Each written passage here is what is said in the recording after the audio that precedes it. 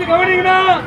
ஐயோ, யாருக்கு வேதனை, யாருக்கு துக்கம், யாருக்கு சண்டைகள், யாருக்கு புலம்பல், யாருக்கு காரணமில்லாத காயங்கள், யாருக்கு ரத்தம் கலங்கின கண்கள், மதுபானம் இருக்கும் இடத்திலே தங்கி தரிப்பவர்களுக்கும் கலப்புள்ள சாராயத்தை நாடுகளுக்கும் தானே பைபிள் தெளிவா சொல்லுதுன்னா, இந்த குடிப்பழக்கம் உங்களுக்கு மாத்திரமல்ல, உங்களுடைய குழந்தைகளுக்கு சேர்த்து பாதிப்பு.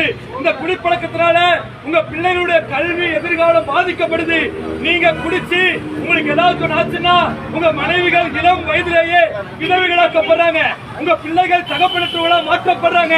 தயவு செஞ்சு யாரும் குடிக்காதீங்கன்னா, உழைக்கிற நேரம் 12 மணிக்கு உங்களுடைய உழைக்கிற காசை கொண்டு வந்து இப்படி சாராயம் வாங்கி குடிக்கிறீங்களே, கொஞ்சம் யோசிச்சு பாருங்கன்னா. தயவு செஞ்சு யாரும் குடிக்காதீங்க. இந்த குடிப்பழக்கத்திலிருந்து வெளிவர நினைச்சீங்கன்னா இந்த நோட்டீஸ் இருக்கிற நம்பருக்கு தொடர்பு கொள்ளுங்க. இலவசமாக உங்களுக்கு ஆலோசனைகள் சொல்லுவோம். இயேசு இந்த பழக்கத்திலிருந்து உங்களுக்கு விடுதலை தருவார். தயவு செஞ்சு யாரும் குடிக்காதீங்க.